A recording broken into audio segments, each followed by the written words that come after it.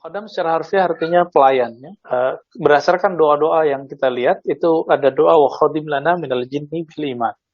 Jadikan jin pelayan kami dengan iman. Ini berbahaya, teman-teman. Khadam itu kalau tidak tahu tekniknya, tidak tahu adab-adab dan syaratnya, maka dikhawatirkan nanti terjebak kepada perbudakan rohani, perbudakan nafsiyah, jiwa. Dan ini sudah banyak kita lihat orang-orang yang berkhadam, apa yang terjadi pada mereka, ada gangguan-gangguan kerohanian. Ya. Dia terhalang secara rohani, bahkan secara pemikiran pun sudah mulai terhalang. Dan berkhodam ini membuat sebagian orang tergelincir dari jalan Allah Subhanahu wa taala. Kecuali ada pembimbingnya.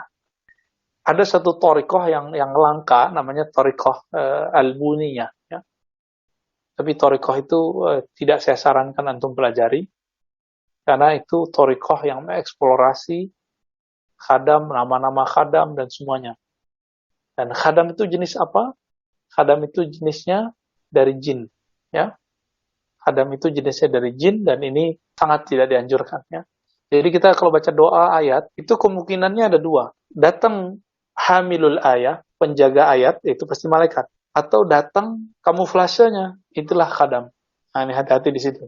Tapi Ibnu Taimiyah pernah mengatakan dalam Furqan, baina ulir rahman wa ulir syayatin, ayat syaitan, boleh minta bantuan kepada jin. Al-isti'anah bil jin jaiz. Ini juga agak membingungkan sebenarnya. Sebenarnya saya nggak bingung, tapi takutnya antum yang bingung. Ya. Ibnu Taimiyah mengharamkan tawassul. Tapi kok membolehkan minta tolong ke jin. Nah, ini agak aneh. Ya.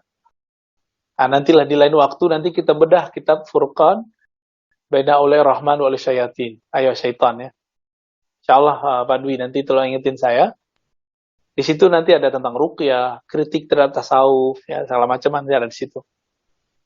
Jadi perlu nggak berkhadam? Nggak usah. Saya udah ngelihat orang-orang yang berkhadam susah meninggalnya. Apalagi ada perjanjian batin antara orang yang berkhadam dengan yang dia ini. Nah, ini gawatnya apa? Dia meninggal nanti turun ke anaknya nggak salah apa-apa terganggu. Nah, ini yang kemudian bernama jin nasab, harimau turunan, macan turunan. Nah, ini jadi bahaya. Jadi kasihan nanti orang-orang setelah kita. Ya, baik. Satu lagi tadi ya, berzikir mesti ada khadam, belum tentu. Kalau antum zikirnya bersanad kepada thariqat tertentu atau berijazah kepada syekh yang ahli zikir bersanad, insya Allah tidak ada khadam. Yang ada adalah hamilul ayat, penjaga ayat. Penjaga ayat itu akan turun. Ya. Antum ngamalin maksurat itu turun ayatnya nanti hamilul ayahnya. Kalau khadam turunnya kalau diniatkan mencari kesaktian itu biasanya ya. Nauzubillah min dzalik.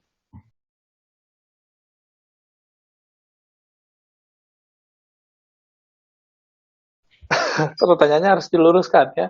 Sama semua ilmu hadis, ilmu tafsir, ilmu fiqih, ilmu ini semuanya bersumber dari Nabi. Tapi kita nggak boleh bilang, apakah Nabi menguasai ilmu hadis? Loh, hadis itu dari beliau. Apakah Nabi menguasai ilmu tafsir? Ya, ilmu tafsir kan dari beliau. Apakah Nabi berfikih? Ya, fikih itu dari beliau. Tapi di masa beliau, ilmu-ilmu ini belum ada namanya. Tapi barangnya sudah ada. Jadi yang tepat, apakah tasawuf bersumber dari Rasulullah? Itu yang tepat pertanyaan. Jawabannya iya, bahwa tasawuf yang sahih bersumber dari Rasulullah.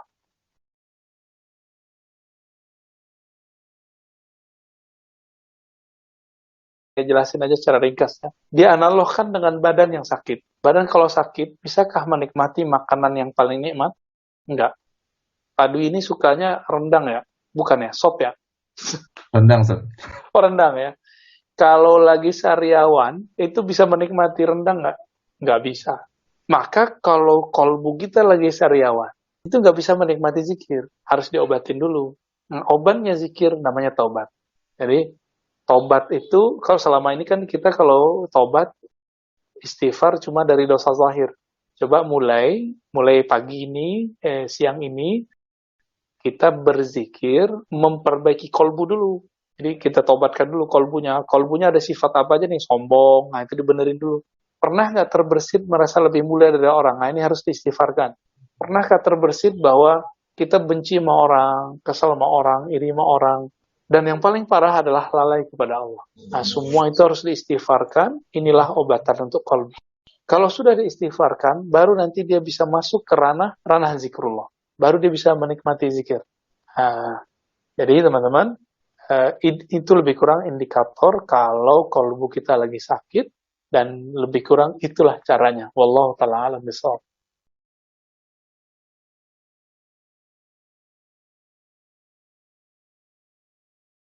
Para sahabat perempuan itu berguru kepada Nabi laki-laki. Bahkan kata Ibnu Mas'ud dan Ibnu Umar, Nabi SAW punya majelis khusus untuk perempuan. Itu di Sahih Bukhari, di Kitabul Ilm, di bab ilmu, itu ada bab tentang bahwa para perempuan, para nisa, itu punya khusus. Jangankan itu, dulu kan belum ada mikrofon. Walaupun Nabi diizinkan Allah suaranya terdengar kemana-mana, tapi beliau setelah berceramah, berkhutbah di depan para laki-laki, itu beliau mengkhususkan lagi khutbah untuk perempuan. Berarti ada ta'lim khusus buat para akhwatnya, ya, dan gurunya laki-laki. Dan itu terjadi, jadi nggak masalah. Ya. Boleh, yang penting menjaga adab-adabnya. Jika tidak, maka carilah guru perempuan yang bersanad, yang hatinya koneksi kepada Allah Subhanahu wa Ta'ala. Ya. Banyak, murid Yasin kan ribuan. Murid Yasin ribuan, di Indonesia aja ada ratusan. Ya, di Jakarta yang baru meninggal itu Syekh Abdul Hayy, ya, Al-Batawi, Al-Makki. Ada guru saya,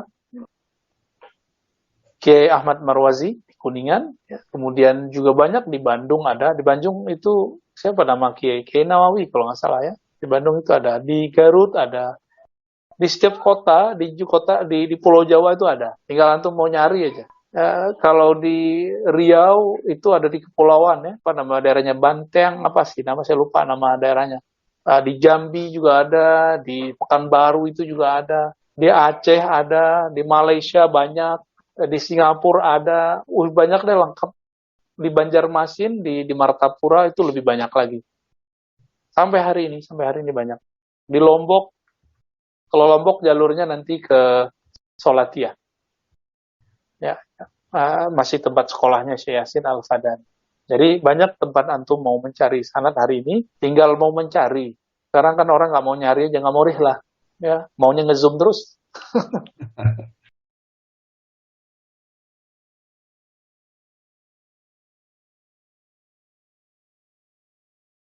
Man arafa nafsahu faqad arafa rabbahu. Siapa yang mengenal dirinya, kenal Rabb. Itu bukan hadis Nabi secara ilmu hadis, tapi dari Al-Imam Yahya bin Mu'az Ar-Razi. Beliau seorang wali di masa dahulu, tapi juga seorang ahli hadis.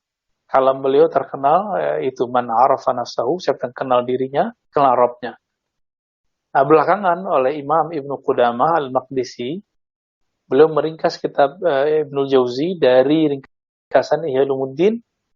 Itu diganti redaksinya. Man arafa qalbahu arafa rabbahu. Siapa yang mengenal qalbunya, maka dia mengenal Rabbnya. Maka sebaliknya, yang tidak mengenal dirinya, maka tidak mengenal Allah, maka fasada qalbuhu.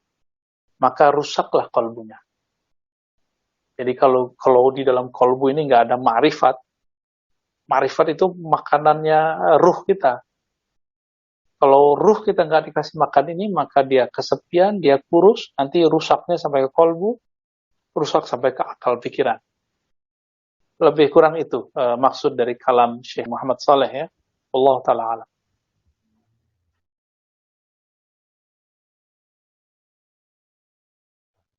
Amar ma'ruf nahi munkar boleh dengan kekerasan, dilihat apabila antum adalah umara.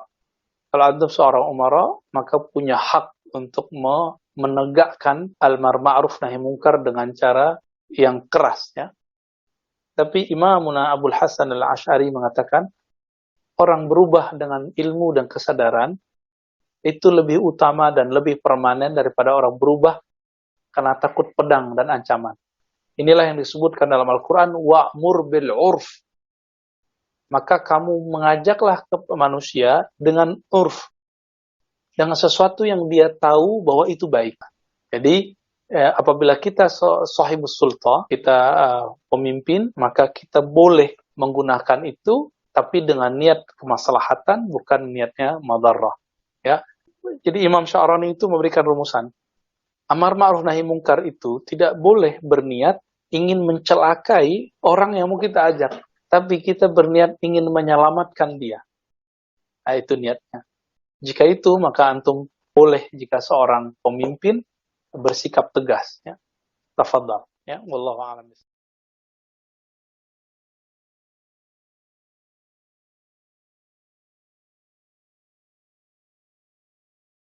Ibn Taimiyah rahmatullah alaih itu punya konsep namanya tauhid uluhiyah, tauhid rububiyah. Bagi Ibn Taimiyah, tauhid uluhiyah adalah tauhid yang puncak dan itu betul sama. Perbedaannya cuma satu. Ibn Taimiyah rahmatullah alaih yufarriq baina al-uluhiyyati war rububiyah. Dia memisahkan antara uluhiyah dan rububiyah. Sedangkan ulama yang lain menyatukannya, walaupun dalam definisi itu berbeda. Ya.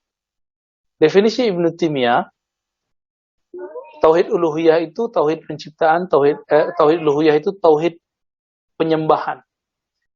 Sedangkan tauhid rububiyah tauhid penciptaan.